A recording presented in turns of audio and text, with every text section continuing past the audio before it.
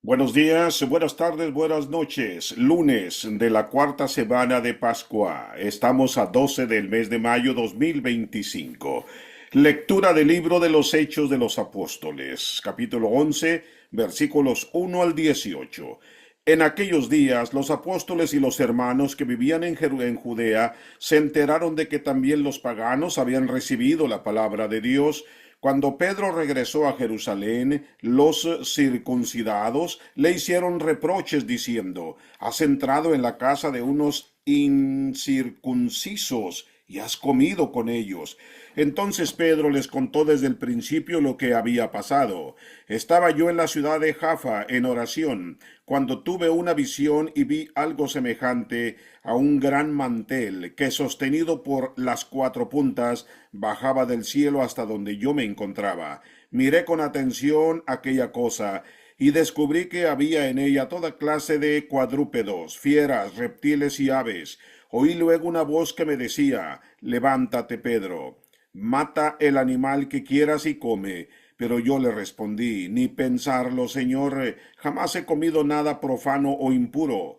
La voz del cielo me habló de nuevo: No tengas tú por impuro lo que Dios ha hecho puro. Esto se repitió 3 veces y luego todo fue recogido hacia el cielo. En aquel instante se presentaron en la casa donde yo estaba 3 hombres que venían de Cesarea con un recado para mí. El Espíritu me dijo entonces que me fuera con ellos sin dudar. También fueron conmigo estos 6 hermanos, y todos entramos en casa de aquel hombre. Él nos contó cómo había visto de pie ante él a un ángel que le dijo: Manda a buscar en Jefá a Simón, llamado Pedro. Lo que él te diga te traerá la salvación a ti y a toda la familia. En cuanto empecé a hablar, el Espíritu Santo descendió sobre ellos como había descendido al principio sobre nosotros. Entonces me acordé de lo que había dicho el Señor: Juan bautizó con agua, pero ustedes serán bautizados con el Espíritu Santo. Por lo tanto, si Dios les ha dado a ellos el mismo don que a nosotros por haber creído en el Señor Jesús, ¿quién soy yo para oponerme a Dios? Con esto se apaciguaron y alabaron a Dios diciendo: Por lo visto también a los paganos les ha concedido Dios la conversión que lleva a la vida. Palabra de Dios. La revolución del Espíritu derribando nuestros muros. Queridos hermanos y hermanas, ¿qué tal? Les saluda el diácono Valenzuela. El pasaje de Hechos 11:1-18 que hemos leído nos confronta con uno de los momentos más revolucionarios en la historia de la iglesia primitiva. Lo que ocurrió ahí no fue simplemente un incidente aislado, fue un terremoto espiritual que sacudió los cimientos de todo lo que los primeros creyentes judíos consideraban sagrado e inmutable. Imagínense ustedes la escena. Pedro, una columna de la iglesia, regresa a Jerusalén después de haber hecho lo impensable: entrar en la casa de un gentil, compartir su mesa y bautizarlos.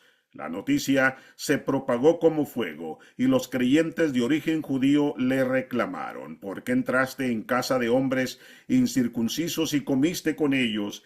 Esta pregunta revela mucho más que una simple preocupación por reglas dietéticas. Durante siglos, el pueblo judío había preservado su identidad y su pureza a través de barreras sociales y religiosas que los separaban de los gentiles. Estos muros de separación no eran caprichos, estaban arraigados en su comprensión de lo que significaba ser el pueblo escogido de Dios. Y entonces, Pedro hace algo extraordinario. No responde con autoridad apostólica, diciendo: Hagan lo que les digo porque yo soy Pedro. No, en lugar de esto simplemente narra su experiencia paso a paso, permitiendo que la obra de Dios hable por sí misma. Les cuenta sobre su visión de lienzo lleno de animales impuros, sobre la voz celestial que le ordenó: Lo que Dios ha purificado, no lo llames tú común, sobre los hombres enviados por Cornelio, sobre la dirección del Espíritu y finalmente sobre el derramamiento del Espíritu Santo sobre estos gentiles, tal como a nosotros al principio.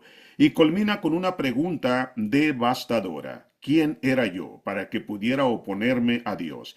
El silencio que siguió a su relato debe haber sido ensordecedor, y luego algo milagroso ocurre.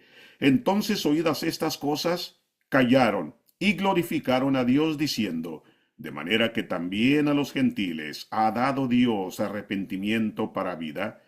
Mis hermanos y mis hermanas que me están escuchando en este momento, reflexionemos sobre lo que sucedió aquí. Personas profundamente arraigadas en tradiciones centenarias, convencidas de tener la verdad absoluta, escucharon, callaron y cambiaron radicalmente su perspectiva. Esto, queridos hermanos, es quizás más milagroso que cualquier sanidad física registrada en el libro de los Hechos de los Apóstoles. ¿Cuántos de nosotros podemos decir que hemos experimentado tal transformación? ¿Cuántos estamos dispuestos a escuchar, callar y permitir que Dios desafíe nuestras más arraigadas convicciones? Este pasaje nos desafía en al menos tres niveles. Primero, nos invita a examinar los muros que hemos construido, a quienes consideramos impuros. ¿Qué personas o grupos mantenemos a distancia por considerar que no son dignos de nuestra comunión? Segundo, nos desafía a prestar atención a cómo obra el Espíritu Santo. Pedro reconoció la obra de Dios porque era idéntica a lo que él mismo había experimentado en Pentecostés. El Espíritu Santo sigue obrando hoy, mis hermanos, a menudo en los lugares y en personas menos inesperados. Finalmente nos invita a la humildad. Pedro dice, ¿quién era yo para que pudiera oponerme a Dios? Esta pregunta debería resonar en nuestros corazones cada vez que nuestros prejuicios chocan con la obra evidente del Espíritu. Hermanos y hermanas, la Iglesia nació revolucionaria. No fue concebida para preservar el estatus, sino para ser un instrumento de la constante actividad transformadora de Dios en el mundo. El mismo Espíritu que derribó los muros entre judíos y gentiles sigue trabajando hoy, desafiándonos a abandonar nuestras zonas de comodidad, a cruzar fronteras y a extender la gracia a aquellos que consideramos diferentes. Que podamos, como aquellos primeros creyentes, aprender a callar ante la obra soberana de Dios y luego glorificarle por su increíble gracia que alcanza a todos sin excepción. Mis hermanos, vamos nosotros ahora a pasar a leer el Evangelio. El Evangelio nos deja también algo muy, pero muy interesante, mis hermanos. Vamos a hacer también una reflexión sobre el Evangelio que nos presenta nuestra Santa Iglesia Católica para el día de hoy. Mis hermanos, el Evangelio es el de San Juan, capítulo 10, del 1 al 10. En aquel tiempo Jesús dijo a los fariseos, yo les aseguro que el que no entra por la puerta del redil de las ovejas, sino que salta por otro lado, es un ladrón, un bandido, pero el que entra por la puerta, ese es el pastor de las ovejas. A ese le abre el que cuida la puerta, y las ovejas reconocen su voz. Él llama a cada una por su nombre y las conduce afuera, y cuando ha sacado a todas sus ovejas, camina delante de ellas, y ellas lo siguen, porque conocen su voz. Pero a un extraño no lo seguirán, sino que huirán de él, porque no conocen la voz de los extraños. Jesús les puso esta comparación, pero ellos no entendieron lo que les quería decir. Por eso añadió, les aseguro que yo soy la puerta de las ovejas. Todos los que han venido antes que yo son ladrones y bandidos, pero mis ovejas no los han escuchado. Yo soy la puerta. Quien entre por mí se salvará. Podrá entrar y salir y encontrar pastos. El ladrón solo viene a robar, a matar y a destruir. Yo he venido para que tengan vida y la tengan en abundancia. Esta es palabra del Señor. Hagamos ahora una reflexión sobre este precioso evangelio, el pastor que da la vida. Mientras el mundo nos bombardea, mis hermanos, con voces que prometen felicidad, éxito, plenitud, Jesús nos advierte sobre los ladrones y salteadores que vienen solamente para hurtar, para matar y para destruir. En contraste, Él declara, yo he venido para que tengan vida y para que la tengan en abundancia. De cierto les digo, el que no entra por la puerta en el redil de las ovejas, sino que sube por otra parte, ese es ladrón y salteador. Estas son las palabras que dice Jesús. Mis hermanos, ¿no es esta una perfecta descripción de nuestra realidad cotidiana? Piénsenlo. Vivimos asediados por voces que intentan trepar por encima de los muros de nuestra conciencia. Piénselo bien. La voz del consumismo que nos susurra: serás feliz cuando poseas esto, cuando poseas aquello, cuando tengas más. La voz del individualismo que insiste: tu realización está en ti mismo, no hagas caso a los demás. La voz del relativismo que murmura: la verdad es lo que tú quieras que sea. ¿Mm? Salteadores de muros. Estas voces no entran por la puerta legítima de nuestro corazón, no respetan nuestra dignidad ni nuestra libertad. Se infiltran por las grietas de nuestras inseguridades, de nuestros temores y anhelos desordenados. Y Jesús nos advierte claramente sobre sus intenciones. El ladrón no viene sino para robar, matar y destruir, para robarnos nuestra paz, para matar nuestras esperanzas, para destruir nuestras relaciones. El Señor Jesús añade en el Evangelio: mas el que entra por la puerta, el pastor de las ovejas es, y las ovejas oyen su voz, y a sus ovejas llama por nombre. ¡Qué contraste tan extraordinario! El pastor legítimo no necesita, digamos, subterfugios, ¿verdad que no? Entra abiertamente, con transparencia, con dignidad, y no se dirige a una masa anónima, sino que conoce a cada oveja por su nombre. Cuando Jesús dice, a sus ovejas llama por nombre, nos está revelando una verdad que puede transformar nuestra existencia.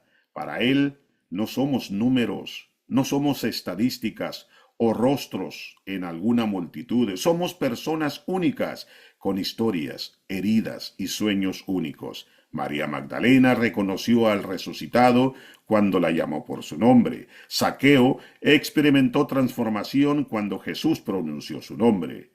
Usted y yo encontramos nuestra verdadera identidad cuando escuchamos a Jesús llamándonos por nuestro nombre. Él dice también, yo soy la puerta, el que por mí entre será salvo, y entrará y saldrá y encontrará pastos. Notemos algo revolucionario en estas palabras. El pastor no solo ofrece protección dentro del redil, sino libertad para entrar y salir. La seguridad que Cristo ofrece no es una prisión dorada, sino la base para una libertad auténtica. Mientras las falsas seguridades del mundo nos encadenan, la seguridad que Cristo ofrece nos libera. Sí, nos libera.